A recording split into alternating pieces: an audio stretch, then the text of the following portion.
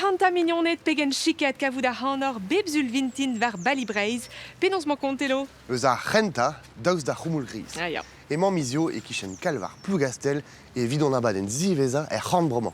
A tu chantik e vo kinig edor rand kenta un euliad neve gwestlet d'ar gren amzer hag evin gant ar zevenourez tar a la gout. Mon arilmet da bourmen koste chapel ar Fontainven e plougastel d'ober an aoudegez gant un den anvet mad amañ laoui karet. Evit poen emañ novon e ti Elisabeth et Jo l'air klet nevedigore de plougastel, emgav em eus eno gant Pascal Chevillard, allez, deuit a gagnon da bourmen var balibreiz.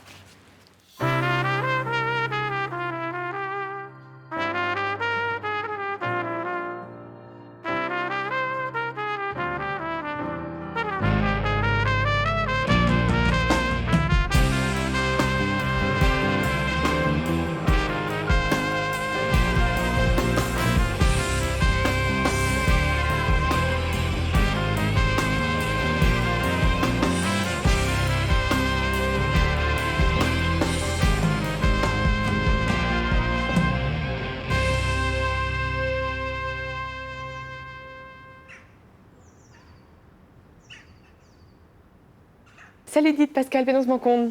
Mon ara, matre a ganez. Mon ara mat kenan, en em gavout a reom amañ en l'air plijus an vet Elisabeth a Jo, petra e a l'airman e plougastel. Ur stal leorioù, pez avant ket diom e plougastel, pegure oa bet unan a rok a moa ket mui. Ja. C'est ur stal leorioù a gouspen ez eus tu chom tranquil e barst Voilà. a evar bon été. Ah bah oui, an ebeud michou e maud var da leve, da staka ira vad an drai. Ya. Ya, Dreist. Claire. Ya, da vat, ya. E aiz a pe var ugen e oaz bet renerez skolaj diwan kenta e Brest, gant eiz skolajiat, daostaga e oaz emskiant deus ar pez a dalvezi. Tamm ebet. Sonjal a redin, a sonjal a redion, pegur oan ket ma unan en istor ze, me sonjal a redion me oan mo kregi gant un istor a bouez, me mestra, Ya. oa ket nitra, enfin, kregi gant ur skolaj evit diwan, pa ne oan emet skolioù gant aderez, me ar pez a vefe bet var l'er ne ijin em ket tamm ebet, e vefe bet kemen a skolajou goude o Tigeri, e vefe bet a lise, digoret gagnom e Brest ar marezer. Non, oam ket o c'hortoz hag e sonj em eus zo ken a vez kenta e oam met da relek, moa gwele da l'air, hag ar sal drebi, hag e moa kavet bras, Ya. padal e o revion bremañ, quoi. Ya, setu. Me moarvad ne ket ar memez micher etre ar blavez eiz a pe var ugen hag irionde ar blavechou da ouildeg, da ouilugen.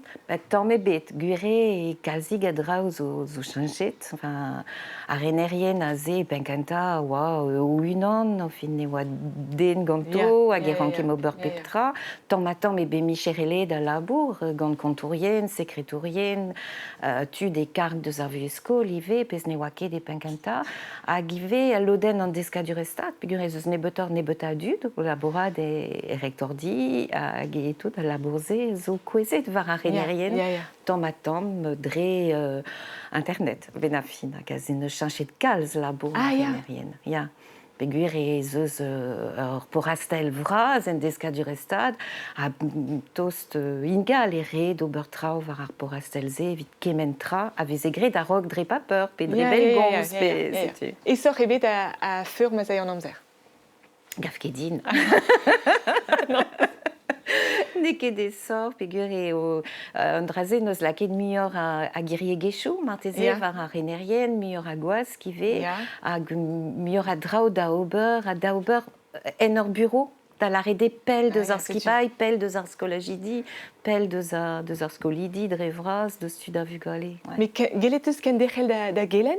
Ya, hag e mije ket berroan chomazat da gelen, pegur e sonjtin e oa bouez d'or rener, pez neus ket en deskadurestat, ziwas, me damsonj e oa bouez d'or rener gouzout ive pez ar c'hoarvez er lasso. Pi an dar an pred gant ar skolajidi etre bloavechou eiz a pe var ugen, a bremañ, ne ket memestra kin, ne ket memez doar e krenardet tamm ebet, hag an doar e oukelen a zo chanchet kalzik, damsonj e mat da rener bez a e kreiz ive a lodenze, a gouzout pez ar c'hoarvez en e diskol, ket e gise a bel, me e barz ar salioù klas, quoi. Il y a goudet tri bloa tregon, pe pever bloa tregon et pen skolaj diwan, pet skolajet eus betro da zegemer? Mais gavdin un 3000 benak. Pez ne ket kalz e qu'un verre à lycéou pe ar skolachou bras Non, mais pez ne ket fal, me mestra. Mais vin ar brezon ne ket Ne fal. ket fal. Et diwan e chachet da renere si bah oe tri bloa, Grégor Mazo eo a zo e pen ar jeu bremañ, bet e oa yo an denez o velet anean evit gwelet penons en em den, goudet an enkaden ye redel. En eul er divoutin e ad kavom Grégor Mazo rener ar rouedat diwan. En un davarn an avezet mat e kemper emañ evit un emvod kelaouik gwestlet da raktres Bagadini. Krouerian a raktres a oaet e darempret gant diwan evit ken labourat assemblez, berz en eus gred an album skeudennou a paket zo bet 5 000 € gant diwan. Ur sammad a c'hell seblant tout bihan, met da gont me meustra.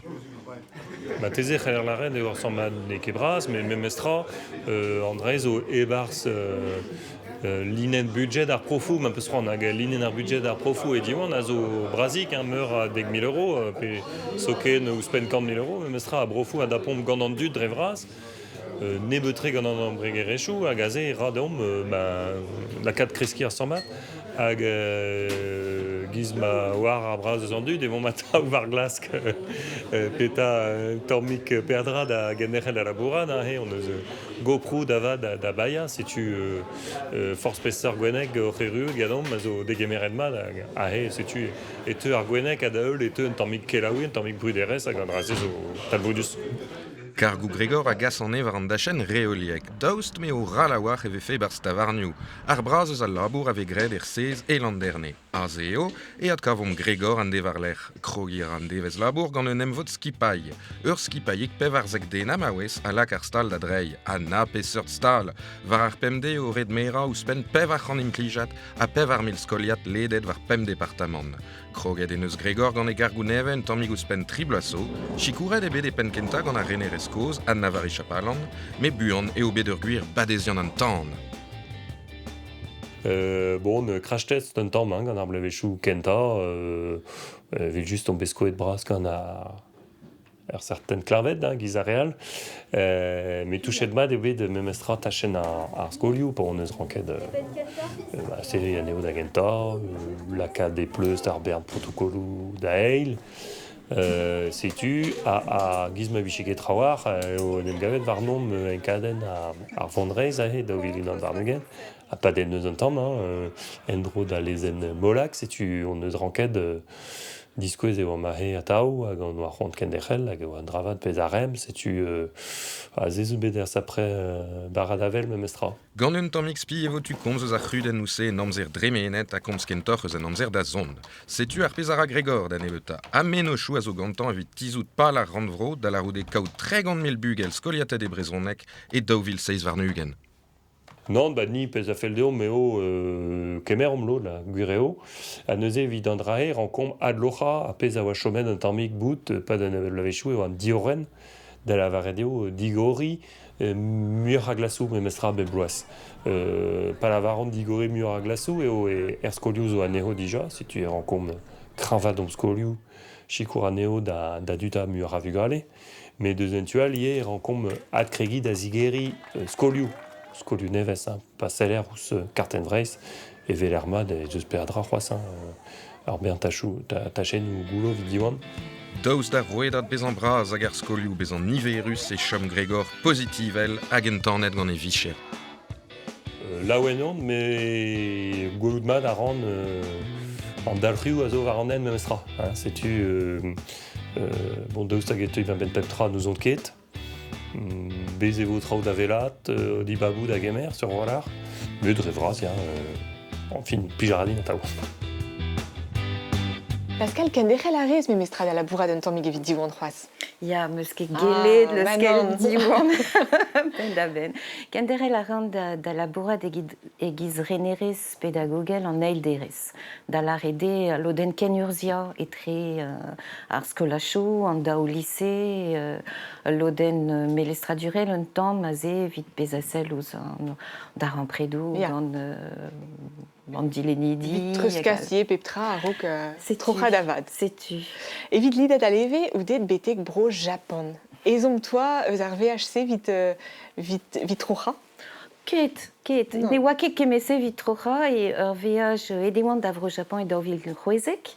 Hag e moar an raktreset mon en dro, ne met detretan ne zeus bet ar renfina agal, hag e oa serre de bro Japon na vad, hag a ze oa o paouez digeri. Hag on oa c'hoant en dro, ma mère a me mont davro Japon a beva en dro un pemzekte assemblée, sa ze evit pourmen d'isoloitra ou hag beva e bro Japon. Perak e plij ar vro se dit? Nous on ket aon emeus bet pat pel a ze mont davro Japon pegur e moa aon beza dipitet hag gwele d'ur vro ave fe bet un tamm muioc'h e gez ar skedennoù an eus deus Tokyo hag ez o bras diven gant traoù modern kenan hag al. Ha ne ket un japonze fin a zedene ar halon. Setu gure a veaj kenta e moa aozet me o klask leuskel un tamm meg Tokyo a gostez, par bouez mirdi Miyazaki, me mestra. Mais leuskel Tokyo a gostez, a mont kentor var ar meaz se lerioù pe kerien dennou bihan, pe kerioù bihan, e vi gwelet traoal. Hag an el gwech e me mestra. Fin, a vro Japon a blij din e o ini an templou dileze d'un tamm, menike pendaben, e l'er ez eus ur sort buez a ze santou d'arrer e peus delouenou Bouddha da skwer long bern an ezo gant man kinvi liken varno a bonedou rus bestammet gant vinan benag leveso agal setu a ze evidon e ar vroze a blij din. Nous nous kebet dipitet ben a fin. Tamm ebet, gwech ebet. Pegur ober a rez yoga ba oe pelzo ye. Ya kroget e oan gant ar yoga pa kroget gant diwan e gwirianne hag ur sort yoga ispicial, ha ne ket japonat, me kentor a orin tibetan.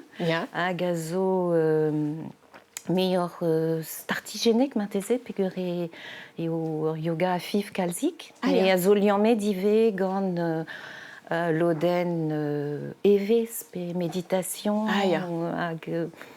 hag evidon ebe d'un enten vuez ive, deski tamm a tamm ben beza sederor, ya. Matre.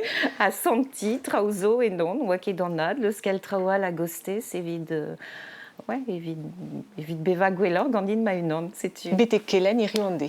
Setu, pez a blij din e gelen an ket, peogwir draze meus gret, moa euliet kentelioù evit kelen yoga, gret e moa pa oant skolerez e Castelpol, a var l'er e gant a labour renerez ne glotek e mui, setu, me kenderel a ran dud da roulen gant nin a ze pa ouzan ur stage, pe un diben sizun, pe un devez yoga, e roulenon gant nin mont a labourat gantos. Tu gise meus tro davant betre Occitania, bro Alsace. A gouspentou d'an traouzet, eus amzer ie da veza prezidantez Kalana, a gevredigez Kalana, e mont dusti o vont da velet ur gelaouadenn divar ben ur bermetrat be filmet de Brest neveso. 4 sur 1, deuxième. Et action répétition. Savaen ar gapusinet setu kinkla du run tamm deus istor Halloween. I'm the queen of the world! Ur vaouez yaouank, un tamm kolet, c'hoariet gant an aktourez Justine Morvan. Goude beabe dove va bro Chile e man paouez distreiñ da Vrist e c'hero orin. Don a ra da glas diskoulma ar pez neus leusket a drindei pas e kuit e bro Chile. Drestol aferioù famil, mignon niach hag al. Distreiñ da Vrist, goude be a chomet pell, pat pell, un dra en deus be vet ar sevenour Gilvik le Cam. Coupé, merci. Goude beabe d'ur prantat bro a lamagne e oa distro da Vrist. Brest a zo ur ger poezus ar film peogwir eo ker ar bugaleaj, ar yaouankiz, ar garantez, neuze mo ar c'hoant diskouez Brest, evit lavarout eo l'er ma c'hoarvez traoù evelse. Dija, pa oa e Brest a Louena, nez a ket mad endro gant ar mignon. Ar vech kenta eo da Gilvik le Cam seveni un ober en ebrezonek. Deske gantan ar yez pa oa o skriva e film ber, choaz ar yez a zo de d'un doare an nat. Avechou ez eus studennoù a zo un tamm chalet gant o sentimanchou pe o deus aon da emban o sentimanchou. A neuze eve gwelet hag eve klevet e o start hag e c'hell beza ivez brao da emban an drase e brezonek, quoi. Si tu mets au labourado, mon Bruno. Ne ket kontant. Ben an nevez amzer votu gwelet distor al labourzi. Tri bermetra divarben merchet a vos produits gant kalanaia hag a votu gwelet dizale. Penons e oazen em gavet de présidentez kalana, Pascal? E gwirionne oa un doare skoazela ive ar levelet e brezonek hag e skoazela soazik Danielou e penkenta Ya. de skroget zo ur vignon des din ze boepel hag e gwire bon nemant na dira gar kamera na gadrin mais gavout a rand plijus ive beza o skoazela ar pez a vez gret e brezonek evit ar reioang evit ar regoz evit ar faltazi ive fait dio ve laket a laket antra ive da vez agret e brezonek giz ebe a ben a fin filmé de landvraz a ze ar film ir kenta e brezonek e brezonek pen da ben pez a oa ouais un dudi da velet memestra tud o laborat e brezonek evit Ya, gur d'ar vout o spense barz bet ar lewelet. Petra blij dit barz ar betse? ar faltazi, martezel muior egen an teul filmou lakom hag... An istorioù? An istorioù a drin e giz m'am kepel deus a leorioù sondere sa relvez a laket d'assemblée, enfin, tout an doare mareler ive gant ur film mon e barz istor un den e or vaouez evit istor ar filmou a ze a deio Hermès dizale. Beza un an al e pa de nebeud munutenou. An drazez o dreiz er cinema ben a fin. Hag pije nije dit c'hoari ie barz filmouzo? Gafkedin, gafkedin. Ma deo e gise, ez on mes eus ive tud adrin a ravardro antra o melestradurel, politikel, hag zel ouz traoal. Hag euli a rezan trao, a bel, a dost? A dost a walar be mestra, setu, zo ken ma nezanke da velet pa ve filme d'antra, mais eulia a ran a ze a pez a vez gret gant kalana hag e ar filmou, an teul filmou, teio Hermès. Hag e reandet o mur a amzer evit mont ar cinema, da zele deus filmou, deus... Setu, mat kenan. E va trug ar evraz da vez a deud da baka ur banne gant inamant eti Elisabeth Oblijadur e oa. A jo evit on ie, berene rez din, me mestra. Ya, setu. Ne c'hellon ket kuit al plougastel e plakad ar goz var ar sivi, c'est une ur gelaouadenn gant Jovan Denez. Meo an avezet plougastel evit un drabenag eo ar sivi. Gred o deus pinvidigez al ledenez e pat pel, bete genem zila zevenadur pez a c'helbez a gwelet var an diliat en gounel da skouer. Kouskoude ne ket ganet e breiz ar zivien a an avezon pizioù an de. E istor a grog pelmad zo ken e chile. Kemense a zo bet displeget mad e mirdi ar zivien hag ar glad e plougastel daoulas. E pen kenta an drivervet kanvet e tegas un ergezer a louz a wer gal, ur blanten ar o frouez gwen a teu eus Amerika ar zu. Kal stevor eget ar sivi garz an avezet en Europa betegen. Anno an dense, Amédée François Fraisier biskoaz kemendal. E 1600 anterkan e Brest, e o kemesket sivien Chile gant ini Virginia. Ganet eo ar zivien modern. Hag enem blijou dara e plougastel, goarezet eo, ouz an avel var al ledenez, a klouar eo an amzer evel e Chile. A viskoaz en eus gounezet an dre kap sivi e plougastel daoulas. En douar evel e dud hag e dud koz ar ozan. An douar setu ar pez aro ur blaz kenmat da sivi ar vro. An douar ur o blaz da sivi, va douar ser, amos neus ket kalz a douar dondar douar, ma maman var skilt glas, e dom an douar, dom buanoc'h, hag a blaz sivi, zo gwelloc'h vid modal bouzen man ken douar, tout. Eus an nantegvet kanvet beteg an neil brezelbe de kresk ar gounit sivi avload e plougastel. Dar poense eo e vo produet ar muia a sivi el ledenez. 4.000 tonnen e 1906 a tregon. Ar braz an ezo a zo kaset beteg breiz veur. Ur c'har deus an douarou a zo paket gant parkou sivi. Met ar rabat bez a toilet gant ar chifrou. Evit buir eo kroget an diskar. Al labour douar a zo dilezet tamm a tamm gant yaou an kizou ar vro. E pen kentar blevechou dekatri ugen, neve mui gounezet nemet pem kanton en sivi ar bloa e plougastel. daudra zo rond da zavitei an afer. Antiez gwer da genta, ganto e c'heller produit sivi a istribil. Muoch ave gounezet evelse hag estor eo dastuman eo. Hag e 1960 a triugen eo ijinet ar garigat gant an inra. Ar ziviense a zo saurus a tu zo dastuman ei abred kenan e mise ebrel. Evelse e c'heller asten ar prantat produit. Izuande ne vemu gounezet nemet daouvil pem kanton en sivi ar bloaz e plougastel. Rede ive storm a enep kevezerez bro Spagn kenta produir Europa. Evit en ober o deus c'hoant produerien zo krouie log pe l'er orin gwarezet. Evit rendre kap ne vefe ket un drafal, met evitant e rank fe bez a resis ar c'hoaz an orin. Me gav din eus plast viton dut, me lavar na restins penaos, Pezur blandenzi a bouz met tantar di an douar, ma ket din douar. Na, ranche deo lavarat, nir a sivi, me man ket din douar. A tout. Même eus ket chanchal a douar et douar, setu vian perak, ze dime a lavarat pet a meuz e ran, me eus ket chanchal, setu mos e oa, mos e mon. Daoust hag en c'hello al log chikour sivi plougastel, gortos pel, gortos gwell. Met prestik e c'hellim dan ebeta profita eus ar sivi gariget kenta sur Anneke Marteze.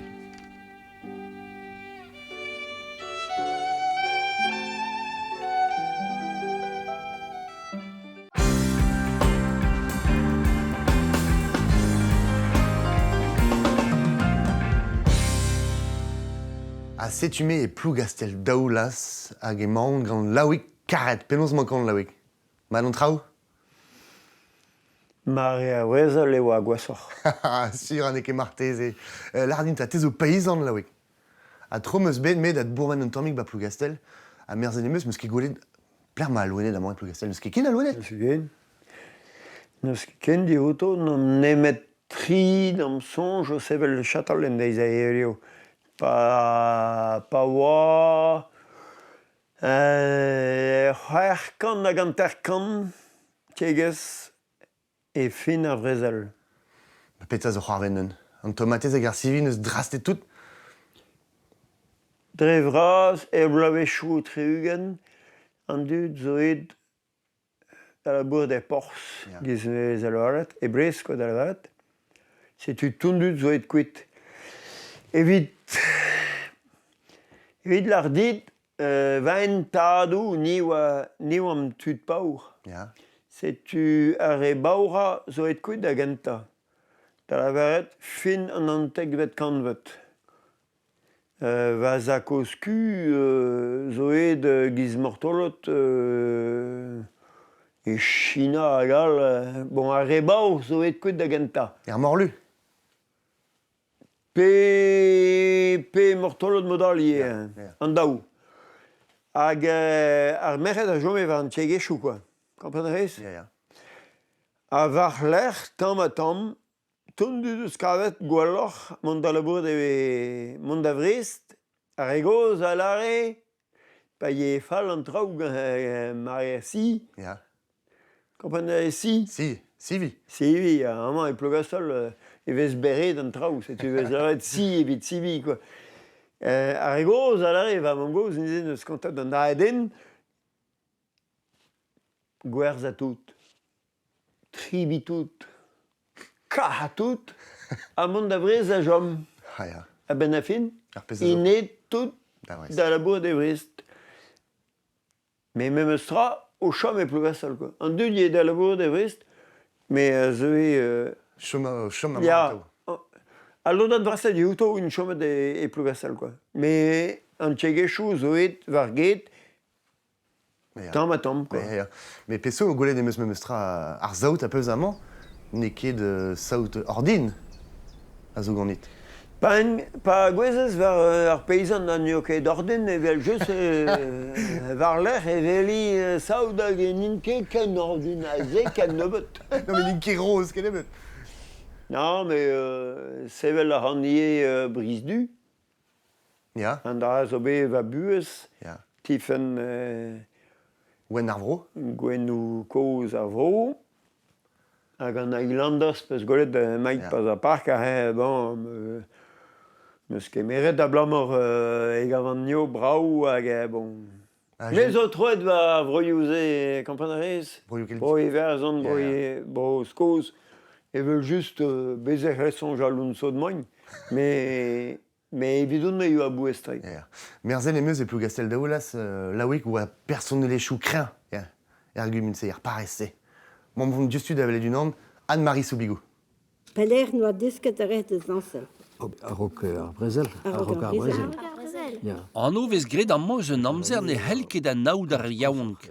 Ar poltrigiman a zo dekloaz a treugen, pio bet krouet kelc'h keltiek bleunioù sivi plougastel daoulas. Anne-Marie an man, en an naoulaz a ganter kanzo, a rav ar do ar gwisk a machou. Un affaire a famille te Soubigou. Va mam en eus gret diliet pa di buez, diliet plougastel. C'est une eus deus ket din ober, hag bremañ nahe gad un alg a suzet, e rom da ez kam d'an dut, ponoz ober an diliajou. Suzet era an brodri, a me era an griet, quoi. Yaou ankor Anne-Marie deus danset hier c'helc'h, me bremañ yo deut trore yaou ankor eviti. Lod a zo nervet gant gwellbraz fin er zizun o tostad. Kontant on hag un tamm stressé evit ar spectacle, meg kontant on pe gire ar cercle a zo koz hag bravo ar cercle hag plijo se. Strolad o bugale krenardet a tud deud a vez o Robert kelc'h bleunioù sivi.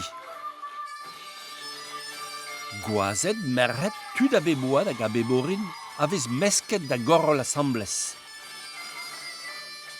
Pouezus eo evidon peogwir eus ar sentiment ober un tamm evit ar sevenadur. E Breizh hag ivez e un tammik evel ur familh eo an. Ne vez tremenet ur bern amzer an ol assemblez, hag plijus eo. Pedet ur tout gant fami braz bleunioù sivi plougastel da gemer pers ganto e gwell braz o dekfe da triugen da iz a bloaz. E pat pever dervez a dalek ember betek disul e plougastel daoulaz evel just. Laouik nizo amañ e chapel ar Fontaine-Venn. An reiz o pouezus vidout ar chapel goulet ar an ur groaz geltiek, me goulet ar an ie poutou. Peus un tamm souezus neget? Ma pichebe lennet an aviel. Na meusket. E pichebe komprenet. Da la rede. Eirus ar e baour, maleirus ar e benvedik. Santet ve ez eo pouezus kenan evidout da religion. Ah, goudrez me zo gant e plougastal. Va famel zo dihamant bo ve kant vejou a gamañ a religion a oa bouestre, mais bon, var l'er meus bet penaos ar chandet, meus bet studiet de tamm bennak, Jesus is my love, quoi. Peta zo koz? Peta zo c'hoari? Peta. Evit ma koe feze 40 gant Jesus e mosse. Oh, va po keus den. An dra zo deut tamm a tamm, n'en gav ket di huntol. N'am sonj, evit a re a gwez varno di huntol. N'eut ket Jeanne d'Arc? Ne ket ken mat a ze, quoi. De ben fin a blaoue var l'er blaouechou a blaouechou, bet o labourat evit an ilus, bet o kas tout klan e Lourdes hag al hag ben fin e meus komprenet e oa setu a pez veze sonjet ganin, quoi. Ya. Mais bon. Mais e Breizh zo meus tra religion gatolik un tamm spécial. Pardonioù, droveni. Ya, ni no en dore di Saint-Vel da vele an traoù hag e oa don, saklet don enon. Ya. Be ploz un bet da mek tud kerné, da lavaret santez an ar palut. Palut, ya. Ni veze be ploz. Vazad a zo be ploz, a me zo be het da heul. Gwire, a vez rien zo ganez, e oa un doare di Saint-Vel ganem da velet an traoù. Men e chanj n'en tra, evit pez a zel, dir speret an aviel. Komprenerez? Tampedam. A blamour e oam levezonnet gant religion koz, religion androuizet, santez an ar palut da skouer. Pe amañ e fentenven. Gouderez perag emañ o chom e fentenven? Nous zo ket. Men perag peus ket goulennet. Agerin. Perag mo de chom me chapel ar fentenven? A blamour fentenven a oa l'er a bouestre evidemni. Hag l'er eus mare androuizet justement. Hag a zo chomet beo e religion a gristenien war l'er. Bon, vraiment, koz la va déchu, quoi. Bon. Mais betek va bugaleach, même pa oan petal ar chandid Hugen petregant vloaz. Fentenven a oa l'er a bouestre. Evit blogaselis. Ar pardon? Ar pardon, mais estrezek ar pardon, ton amañ d'ar zul goudemern e veze ur bern tu der chapel. Ar chapel nemetan hag e veze digoret da zul goudemern, a deiz avoriez, ad lancet em eus avoriez amañ. Gouderez, gwezenn an anaon, quoi. Gant istor an avalou. Ya. Hag e vez... Andrei ne vez ket kavet ken ne bler. Yo, yo, yo. C'hoaz? Tu dal neus ad lancet de l'er yoal e plugasel. Neus ket kalz, me bezus. Me amañ, e vez kant den bennak, be ploaz... A trugaredit den tammigi, e puis ret peus... A drugaredin, hag a drugared, d'an dud a vedo war dro, hag neus ket meret pers, hag neus a santet. A blamour ne oa ket ken skler a ze, mon a enep d'an iliz, quoi. A blamour a veleien e felle ket eo, biche bekret ken, quoi. Komprenerez? Ya. A ni neus a lancet an dae, hag a meus bet amañ e fentenven, meus bet ur bern tud koz, an dae oa pem leuz ar nugen zo pen dramen hag e isse, hag ar ego zo deud en dro, quoi. Laouen e oan. Da la varet, ne oan ket ober folklore, quoi. Setu, ya. Komprenerez? Kompren a ran. Ar ego zo deud en dro. Ya. Nom ket amañ, vid ober folklorach. Tant bebe. Merci dit, la wig ur bijadur ebet ober an oudegez ganit, hag emichans den emveli me landelo vid an droveni. Ne ket gwir? Ben méchant, c'est vin pedet ganez. Agerin. Merci Braz. Après moi, vous êtes kavet goulwena.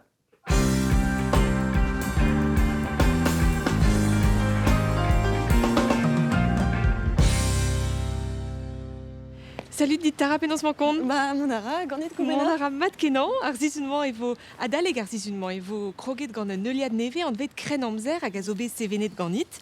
Penaos e oa deudit ar menos sevel an euliad se. Ba ben a fin oa jouget en draze pegur moa ron ober un dra benak e brezonek a sot teul film pe an euliad. Ya. Penaos kemer a ran pers bastro la jou ad beverin an istor. Setu ya gant gwiskamant chou deus ar gren amzer dreistol a tout hag an avezout a ran ur bern brezonek gerien.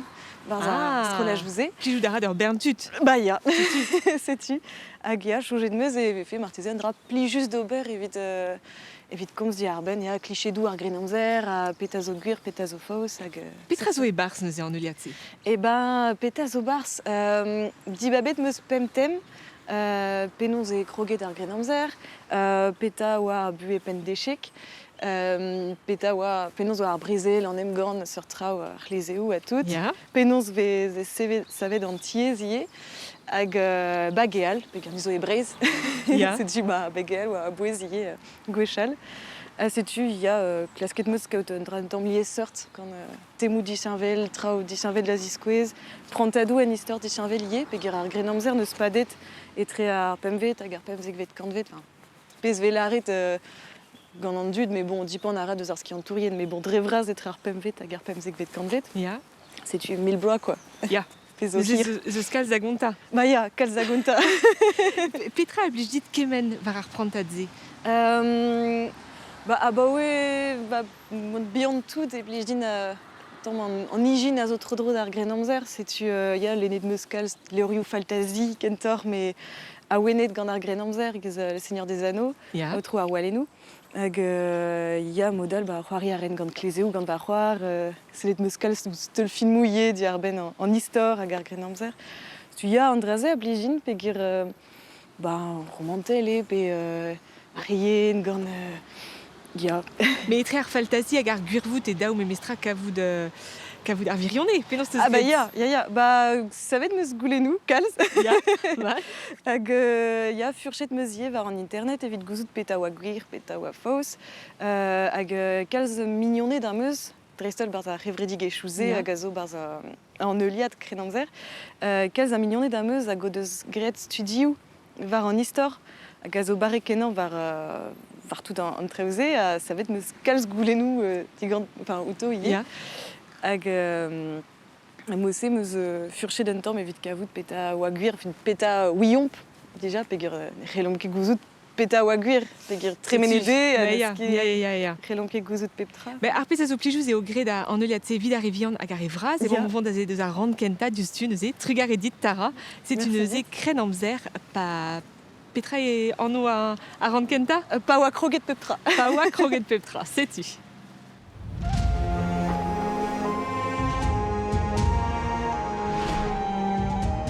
Ar Grenamzer, ur prantat a dost 1000 bloaz n'en avez ket kemenze.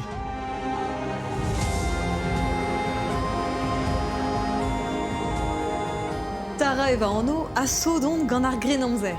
Kemer a rand perz bastrolajou albeverien an istor, da la rede, e klaskom pober peptra, giz gwechal goz, en am wiska, dibi, krou etra artizanel perroas, en em gana, vel just.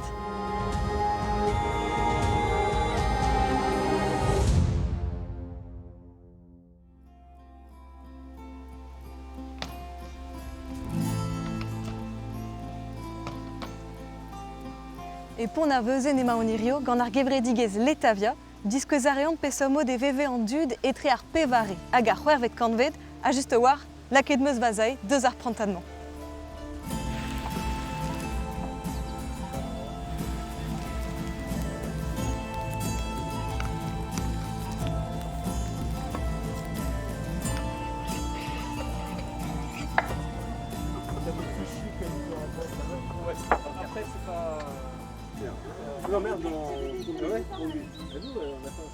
Ur mare a bouez kenan eo en istor, d'ar poenze e echu an enamzer, goudarit mare ar c'halianet, ar resianet koz hag ar romanet. A loubet ebet an darn vrasa deus Europa gant impaleriez Roma, met var fala deia an traoù tamm evit ar romanet. Benjamin, tezo e pen a jeu an man ar kamp a letavia, displeg din ur prantad a bouez e memestra evit an istor a he, ar fet tremen etre d'an enamzer d'ar Grenamzer, penaos e c'hoar vezet an dra he. Ar pemvet kanvet, kwez a ra an impalerez roman,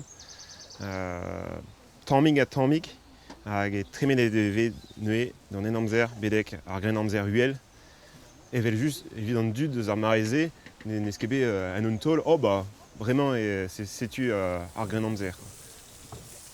Ar boazioù veva, an diad, kalz a traoù a dene c'hoaz deus ar mare roman, met deus an impalerez izel kentor. D'ar poenze, tro d'ar pemvet kanvet, e c'hoar vezi ur bern traoù ba Europa a charchamon a zo, hag ar pez a mer ki e an diferans etre an enamzer hag ar Grenamzer, pen a fi. Ya kalzo pobloù disanvel, barbaret a zo begret da zouto, a zo deut da veva, e Europa c'hanog, l'er ma oa a rok an impalerez roman ben da fin. Gret e beg deus ar mareze, mare an a aloupadeg veur. Ne ket ken gwir a zer, hag n'in ket an ol a boblouze, n'in ket bet alouberien, met pedet din bet d'ar mare benag, gant an impalerez roman, barz ar tiriadouze, evit servij ar mer roman.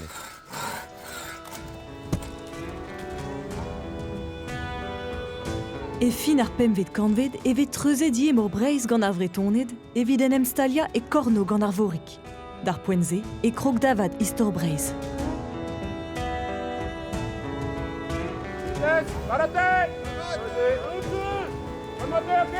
Irio, var kamp al letavia, emañ ar romanet o c'henem gant na a enep d'ar bigted, ur bob staliet l'er memam broskoz irio an deiz. un emgant et très mignonnet evit plustri.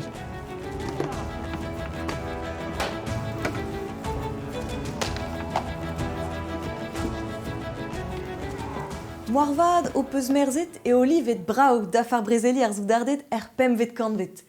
Pel a wala remor dius keden ar mare gwisket gant un arnez e dir hag e gris pendaben. Gwendal, te zo ur zoudard a uel renk, en man. Lardin, déjà, pesot d'afar ve impliget gant or. D'afar a veze impliget après bet kantvet. Elle a redé fin en en amzer. On d'afar a veze impliget gant ar romanet divezan. A neuze on eus ar murioù pe ar anesou giz a pesomod Ur zeivail. ar zeivaiek e veze lavet chouar. A tokarnou disavel mek deus apez e veze gusket gant ar romanet ave gwelet e bez ar filmou war. A Santé TV, ie memestre an ur seloutouzor ez eus roudou deus an enamzer, c'hoaz, ie. Ya benafin. Ahe on eus an anno hag on eus dalchet a bawe an enamzer hag a zo lorika squamata. Hag a veze gusket gant kasou dardet uel o renk d'ar mareze. An draze zo be sevenet, a zo be savet, gant tammou metal bihan egise didrochet brau. E vel ur pesk pe ur slejvil ma peus ront. Sen.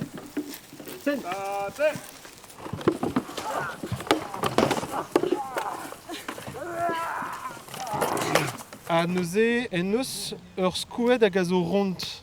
Ya. Hag an draze zo nevez war e fin an impala erez. Hag an draze zo bet implijet betek kreiz ar grenamzer.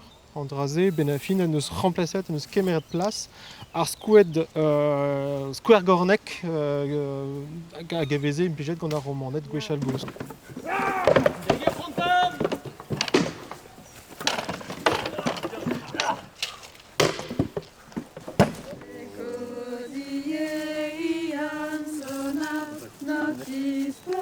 Gwisket meus vaza e diagonez, peta un diagonez, ur sort diagon, pediacre, makaror, chikoura ran ar belek evit lida, an Auvergne. Arog ar pevar e kanvet ne oa ket aoutret ar religioun gristen ba impalairiz Roma. Gwasket veze ar gristenien a lachet avechou zoken. Med, trei a raio an impaler Konstantin varzu ar feiz, an euie e teuio ar religioun da vea e pen ar jeu en impalairiez. Et Filis, et Spiritus Sancti. Alies e velarit e war grenamzer ur pranta tinval, Dark Ages e saouznek gant pouez braz ar religioun. Ar peznek keken gwiraze. Re doa da gristenien, da bedi an o troudoue. A pedi an o troudoue ne ket un dra trist. Pedi an o troudoue o diver ben ar vue, ar joa. Setu peta ve laret barz an evangil.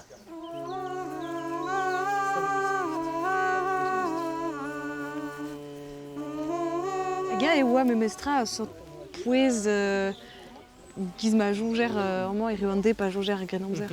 Ar sklavet hag ar maouezet o deus un ene. Vid ar romandet no doa ket ene ebet er grenamzer donc divezator. Ar vaouezet no doa ket ene mui, quoi. Ah ya. Bon.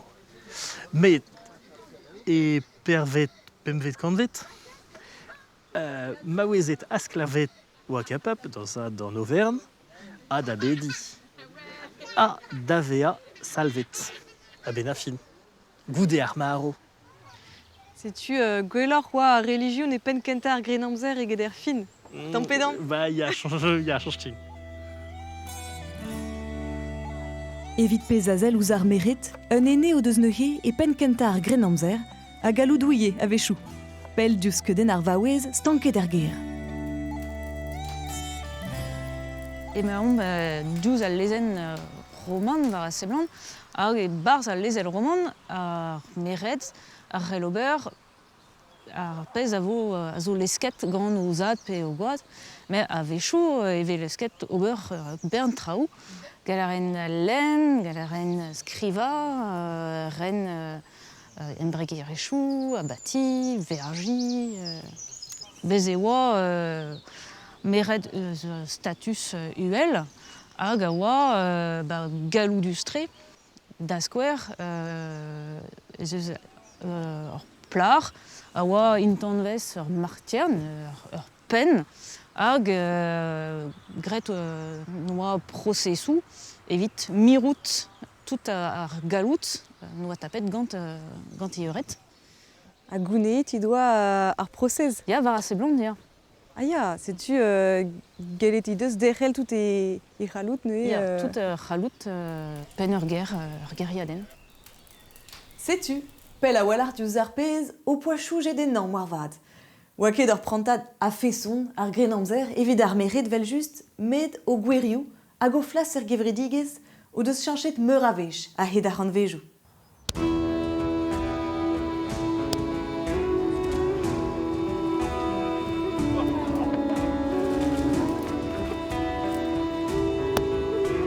Bade? Putain la vache.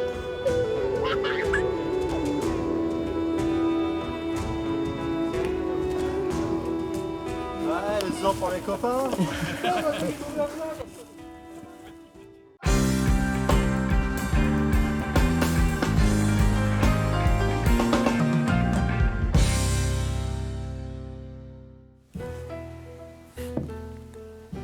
Poker, tant et vite, pokesant. Palachoari, d'astumon olzen koz, dredala ouz ar gwaleriou, kasset gant ar c'hoari erenet. A ren on ket partiet mad, met, chomara san gweltas ganin.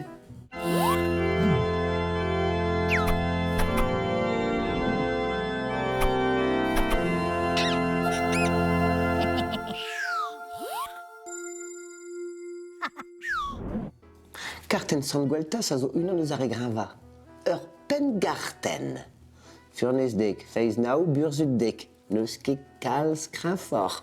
Neus ket krinfor zo ken. San gweltas a veze les anvet. Gweltas ar fur. Ya, ya, evel just sonjal a rete barz gweltas ar fur. Skrid a ouzour ar gant aouen. Didostit, bugal e met tamm ebet. San gweltas a veze les anvet an ever dour gant e gen diskibien ie. Aquarius. Ne vet taken ouin ebet. Nez reben emet ter gwech ar zizun. Non kezur ez eus moyen da laret kemendal deus gweltas ar fur. Un liv e feiz digredable en deus. Gweste oa da goze al gant doue. Hag an deiz, abret tre, pardon e bemblov ar nugen, e c'houlen as emañ digantan. Keol a vreiz, da zini da ben! Hag en em gavas war aochou enez oat. Hag eno e krogase vrud a redek e tre ar besketourien. Eno ez eus ur zant hag a bare, hag a jilaou, hag a gomz brao. Berz braz, abominap, diskibien e pe pler war an enezen. Met daou a boueta an ol dutse, ur gulen logistik a zave. Aze e ranker kaout poinchou burzut UL. A gweltas, bebedi? An de war l'er. Ur mor a besket war an aoud. Konomor. Ur sapre freil spontus, ur pez den digalant, ur muntrer maouezet. Kriz der ugen. Bravo! Non ket en va eus bremañ.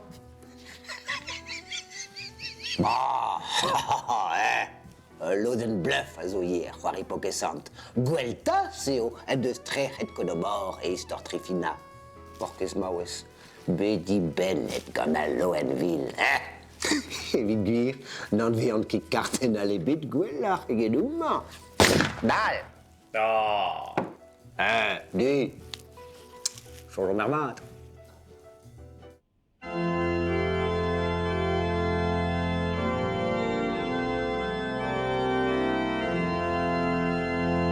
Spion eus ur bet plijet gant an euliad an vet kren amzer, un eil ran a vo diskouezedor ar vech a zeu. Setu klozarion mon abaden amant e plougastel e chapel ar fetenven hag ar vech a zeu goulvena e im betek bro san nazer a palujou gant ran. Mat kenan. Trugarika d'arion ma Grace Calon a Léordi, Elisabeth et Jo evit o degemer a bremañ e plichvedin gouzout peseur tont teus diskwachet telo evit kloza gant an abaden. Gant ur strolad rock an vet Vivian Rop hag ar c'haner douet e bardono Ronan Soubigou et nous skrivet ur ganaouen du arben kudennou gounet digiz ar sivi, amant et plougastel. Matri, ba kener vechal, beaucoup de hol, Kenavo.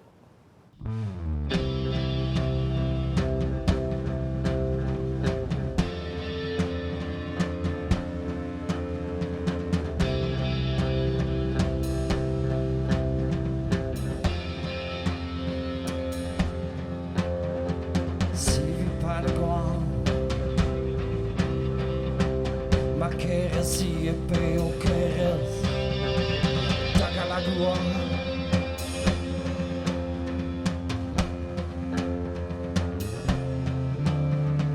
Kik sale pa de nom Guzutare sama e vro e vit pep de neses Trifel moch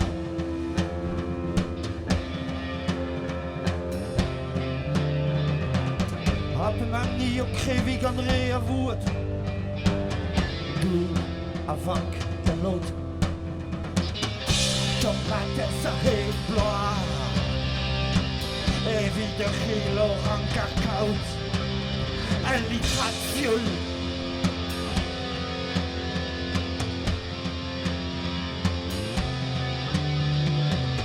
Me jare pa de nom Que l'été peut s'aller au 13 à gaz au 113 Que de l'homme aux glaces